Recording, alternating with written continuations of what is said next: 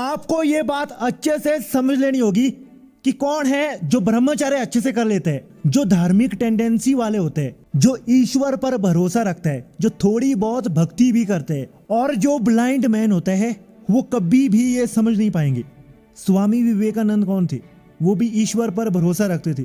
जो पूरी तरह से ईश्वर पर समर्पित होते हैं वही है वो लोग जिनको कोई नहीं रोक सकता है। उनके अंदर ये काइंडेड वियर्ड थॉट नहीं आते। तो ये बात मैं आपको इसीलिए कह रहा हूँ, जो पुअर मैन होते हैं उनका ध्यान देना छोड़ दोगे तो आप आएंगे अपनी असलियत लाइफ में।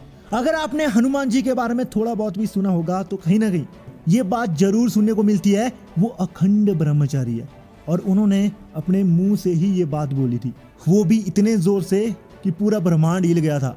जो हमारे वेदों और ग्रंथों में बताया गया है ना, उसमें अगर ध्यान से आप पढ़ोगे तो ये सुनने को जरूर मिलेगा। जब आप भक्ति करते हैं, भगवान का स्मरण करते हैं, तो आपके अंदर क्या ये घटिया थॉट आते हैं? नहीं ना, मेरे साथ भी ये होता है, हजारों लोग, लाखों लोगों के साथ ये होता है। और जब हम मेडिटेशन करते हैं या किसी का ध्यान करते हैं, उस वक्त भी एक स्पिरिचुअल ग्रोथ हमें मिलती है। जब हमारे आसपास पॉजिटिव ऊर्जा आती है ना, या उसका वास होता है, या आपने उसे कहीं से प्रकट किया पूजा करके, या आप अच्छे किस्म के इंसान है, तब भी वो ऊर्जा आपके आसपास रहती है। तो नहीं होता है, गलत नहीं होता है कुछ भी। और यही है अपने मन पर विजय पाने का एकमात्र तरीका, ब्रह्मचर्य पालन करने का सबसे बड़ा सीक्रेट, क्योंकि मैंने बता भी दिया है ये। अब मैं बात करूंगा, अगर आप अपने साथ ऐसा कर देते हैं उसके बाद क्या होता है, यानी कि इसके बेनिफिट। देखो दोस्त, मैंने बोला ना, ये जो गंदे थॉट आता है क्यों आते हैं, ये बहुत अजीब होता है ना। इसे कैसे बचना है?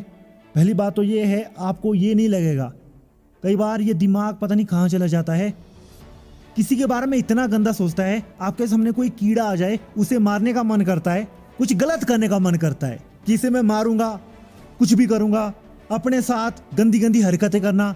ये तब होता है जब एक इंसान की बुद्धि भ्रष्ट हो जाती है, वो एक बुरी आदत में फंसा होता है। और जब वो बुरी आदत यानी कि उसकी जड़ ही खत्म हो जाए, एक इंसान पवित्र हो जाएगा। एक बार अच्छे से ये बात समझो, अगर भगवान ने हम इंसानों को बनाया है, उसका क्या मकसद है? उसका कुछ ना कुछ मकसद होता। क्या यही है कि लोग संबंध बनाते रहेंगे, आगे संतान पैदा होती रहेगी, जनसंख्या बढ़ती जाएगी और फिर विस्फोट हो जाएगा? जब इंसान का जन्म होता है उसका कुछ मकसद होता है, सिर्फ संबंध बनाना नहीं होता है। अगर वो यहाँ से जीत जाता है तो समझो वो अचीवमेंट ऑफ साल्वेशन की ओर बढ़ रहा है, यानी कि भगवान ने इस दुनिया में उसको भेजा है, वो काम उसका पूरा हो रहा है। वो भोग विलास में नहीं डूबा है, वो बाकी लोगों से काफी अलग है। एक इंसान को इंजॉय मिलता है बुरे काम करने से, और बुरे काम से हमारी लाइफ पूरी तरह से बर्बाद हो जाती है, और आने वाले जो अगले जन्म होंगे ना आपके, वो भी खत्म हो जाते हैं। आज आप अपने पैरों के नीचे जिस चींटी को मसल देते हैं, मार देते हैं, ऐसा मत सोचना ये कीड़े मकोड़े है यार, ये ऐसे ही धरती को खराब करने के लिए। नहीं यार, वो भी कभी इंसान होंगे। देखो, ये जो बात कह रहा हूँ, ये मैं जो ग्रंथों में लिखा है, वेदों में लिखा है, मैं वो बता रहा हूँ। अब मैं बात करता हूँ भाई, जब आप कोई सही कर्म करते हैं और उस काम करने से आपको जॉय फीलिंग आती है, वही है आपका साल्वेशन अचीवमेंट। ये जो बात है ये कुछ ऐसी है जो सब लोग नहीं सुन सकते, ये वही लोग सुनेंगे जो यहाँ तक टिके होंगे। आपने रामायण तो देखी होगी, उसमें बहुत कुछ सीखने को मिलता है, जहाँ एक तरफ धर्म और दूसरी तरफ अधर्म।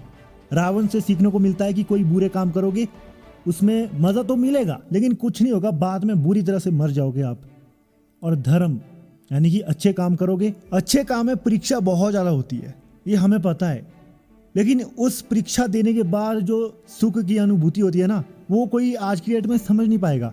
हनुमान की तरह महाबली, बुद्धिमान, या जो भी अखंड ब्रह्मचारी होता है, उनकी तरह आपको बनना है। तो इस एज में अपने आप से लड़ना पड़ेगा ये बुरे काम से। यही तो हमारे लिए परीक्षा होती है। ऐसा कौन इंसान है जिसके साथ परीक्षा ना होती है? भगवान ने खुद बोला है कि परीक्षा हर एक इंसान की ली जाएगी। एक इंसान के अंदर गुण अवगुण दोनों होते हैं, मर्जी उसकी वो किसको अपनाता है।